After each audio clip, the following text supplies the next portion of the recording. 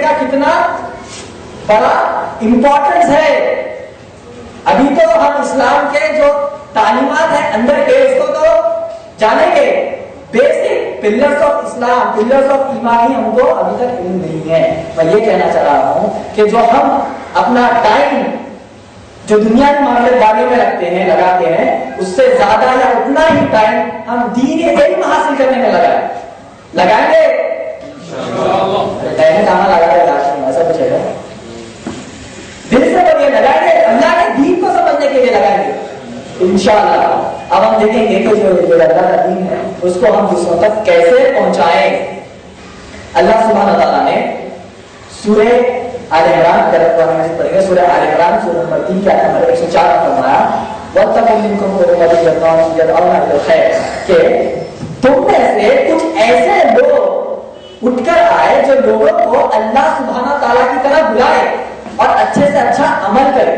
یہ اللہ سبحانہ تعالیٰ نے سورہ آل عمران سورہ نمبر 3 کے آیت نمبر 104 میں فرمایا.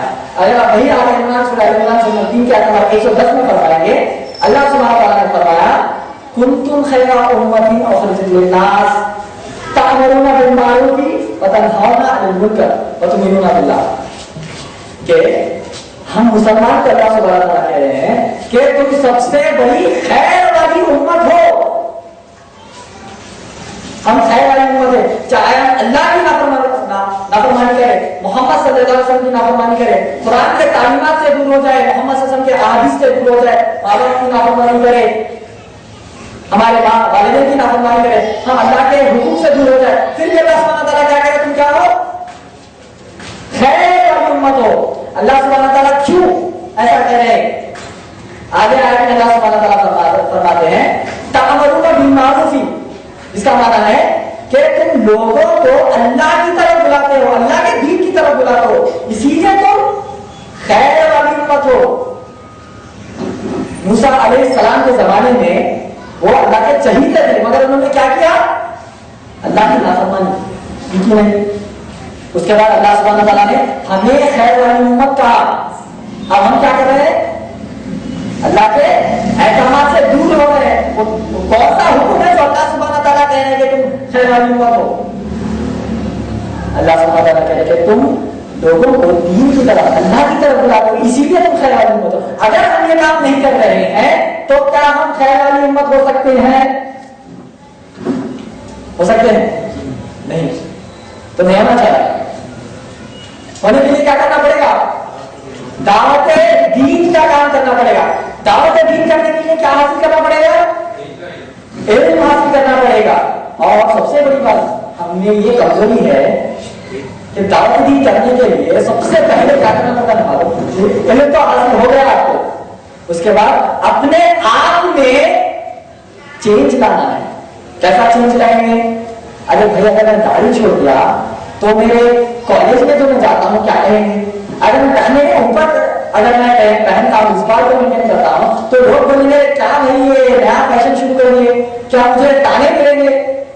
یہ آج کے جو کنڈیشن چل رہا ہے نوجوانوں کے اندر, دعوت دین کا کام تو کرنا چاہتے ہیں مگر اپنے آپ میں چینج نہیں لائیں گے. اللہ سبحانہ تعالیٰ کہتے ہیں سورہ رعد کی آیت نمبر 11 میں کہ اللہ سبحانہ تعالیٰ اس قوم کو جب تک نہیں بدلتا جب تک وہ اپنے آپ میں تبدیلی نہ لائے, اپنے آپ میں جب تک آپ تبدیلی نہیں لائیں گے اللہ سبحانہ تعالیٰ تمہیں بدلے گا ہی نہیں. تو جب دوسروں کو ہم بدلانا چاہتے ہیں, اللہ کے طرف, اللہ کے دین کی طرف بلانا چاہتے ہیں, تو سب سے پہلے اپنے آپ کو بھی بدلنا ہے. اللہ سبحانہ تعالیٰ نے سورہ صف سورہ نمبر 61 کی آیت نمبر 9 میں فرمایا هو الذی ارسل رسولہ بالہدی ودین الحق لیظہرہ علی الدین کلہ ولو کرہ المشرکون. کہ اللہ سبحانہ تعالیٰ فرما رہے ہیں کہ اللہ سبحانہ تعالیٰ نے محمد صلی اللہ علیہ وسلم کو چنا ہے اور حق والا دین دے کے بھیجا ہے تاکہ وہ دنیا کے جتنے بھی سسٹمز ہیں ان سسٹمز پر غالب ہو جائے. ہم اس دنیا میں اسلام کے علاوہ کئی سارے سسٹمز کو دیکھتے ہیں, جیسے آپ دیکھیں گے Christianity, Hinduism, Buddhism, Sikhism, Jainism, Zoroastrianism, Parsiism, Scientology, اتنے ہم دنیا کے سسٹمز کو دیکھتے ہیں. تو اللہ سبحانہ تعالیٰ آیت میں فرما رہے ہیں کہ اللہ سبحانہ تعالیٰ نے اس دین کو بھیجا سارے سسٹمز پہ غالب ہونے کے لیے. اسلام کو چھوڑ کر جتنے بھی لوگ سسٹمز کو فالو کرتے ہیں وہ اپنی منطق، اپنی لاجک، اپنی ریزننگ، اپنی زندگی اپنے حساب سے گزارنے کی کوشش کرتے ہیں، نہ کہ دینی تعلیمات کو حاصل کرتے ہیں جو ان کے مذہبی کتابوں میں موجود ہے. تو ہم دعوت دین کے ذریعے کوئی کو کس طرف بلا رہے ہیں؟ اس طرف بلا رہے ہیں، اس زندگی کی طرف بلا رہے ہیں جس زندگی کو گزارنے کے لیے اللہ سبحانہ تعالیٰ نے حکم دیا. اگر تم شادی کرنا چاہتے ہو تو تم کیسے کرے، تم طلاق دینا چاہتے ہو تو تم کیسے کرے، تم حقیقہ کرنا چاہتے ہو تو تم کیسے کرے، تم دنیا میں کوئی بھی کام کرو، تم اگر چاہے بڑے پولیٹیشین بن جاؤ یا پھر تم چاہے خود بن جاؤ اپنی زندگی میں تم پائلٹ بن جاؤ، اپنی زندگی میں تم پرنسپل بن جاؤ، اپنی زندگی میں تم ایک باپ بن جاؤ، والدہ بن جاؤ، بھائی بن جاؤ، بہن بن جاؤ، کس طریقے سے تم کو زندگی گزارنا ہے اس کا سارا علم اللہ کے دین میں موجود ہے. سمجھ میں آئی بات؟ تو جب ہم لوگوں کو دعوت دین دے رہے ہیں، اللہ کے دین کی طرف بلا رہے ہیں، تو ہم ہماری مرضی کا جو ہماری مرضی سے مطلب ہم چاہتے ہیں کہ بھائی تم اسلام فالو کرو، اور آپ یہ بتانا چاہ رہے ہیں کہ بھائی یہ میری مرضی ہے کہ میرا طریقہ کار ہے جو جس پر میں عمل کرتا ہوں، ایسا کچھ ہے نہیں. کیسا ہے کہ ہم اس سسٹم کی طرف لوگوں کو بلا رہے ہیں جو سسٹم اللہ کا بھیجا ہوا ہے. اللہ سبحانہ تعالیٰ نے سورہ انبیاء سورہ نمبر 21 کے آیت نمبر 25 میں فرمایا وَمَا أَرْسَلْنَا مِن قَبْلِكَ مِن رَّسُولٍ إِلَّا نُوحِي إِلَيْهِ. اس کا معنی یہ ہے کہ ہم نے نبیوں کو اور انبیاء کو اس دنیا میں ایک ہی مقصد سے بھیجا ہے. وہ ایک مقصد کیا ہے کہ لوگوں کو اللہ کی وحدانیت کی طرف بلائے، ہے کہ نہیں؟ اب محمد صلی اللہ علیہ وسلم کے بعد کوئی نبی آنے والے ہیں. اللہ سبحانہ تعالیٰ نے سورہ احزاب سورہ نمبر 33 کے آیت نمبر 40 میں فرمایا ما کان محمد ابا احد من رجالکم ولکن رسول اللہ وخاتم النبیین. اے نبی آپ کسی کے والد نہیں ہیں اور اللہ کے آخری نبی اور پیغمبر ہیں. اس کے بعد کوئی نبی آنے والے ہیں؟ نہیں آنے والے. اس کے بعد دعوت دین کا کام رک جائے گا. محمد صلی اللہ علیہ وسلم کے بعد کس نے دعوت کے کام کو انجام دیا؟ صحابہ اکرام. اس کے بعد تابعین. اس کے بعد سلسلہ چلتا آ رہا ہے.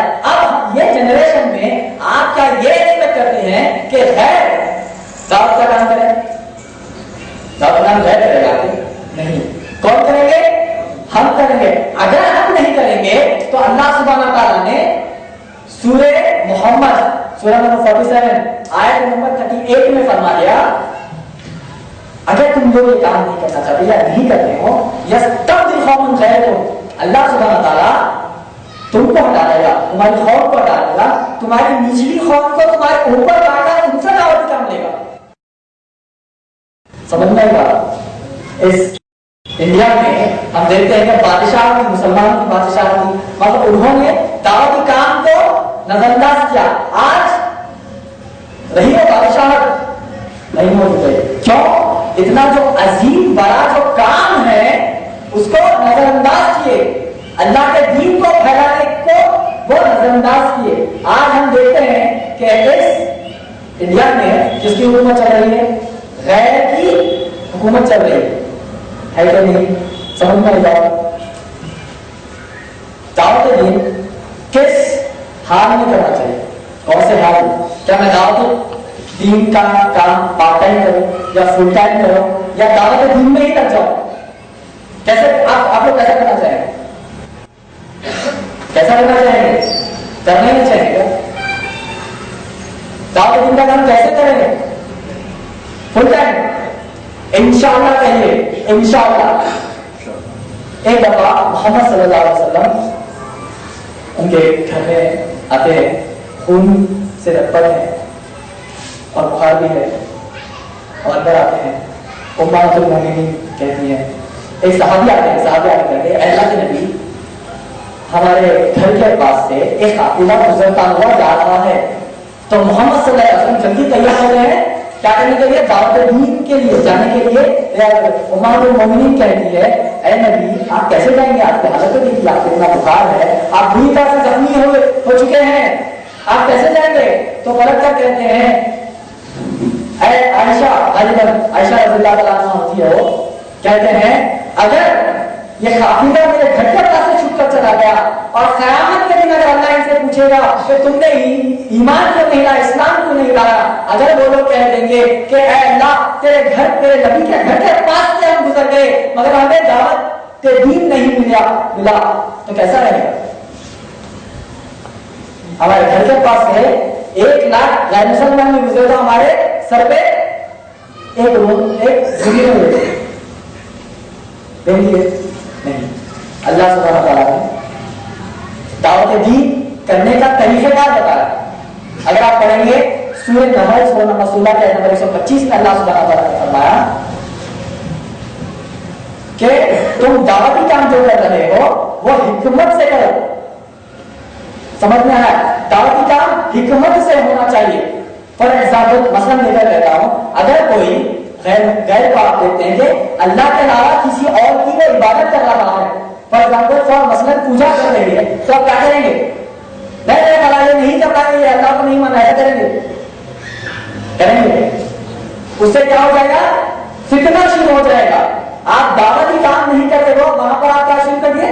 فتنہ شروع کر دیا۔ آپ دعوتی کام نہیں کر رہے ہیں، آپ حکمت سے رہیں گے۔ مثلا ایک ڈاکٹر سے جب آپ بات کرتے ہیں تو آپ قرآن مجید میں ایسٹرولوجی کے بارے میں بولیں گے نہیں، قرآن مجید میں جو طبی مسائل جو موجود ہے، میڈیکل سائنس جو قرآن مجید میں موجود ہے، اس سے آپ اس ڈاکٹر جو ہے مسلمان ہے اس کو قرآن مجید میں میڈیکل فیکٹس بتائیں گے۔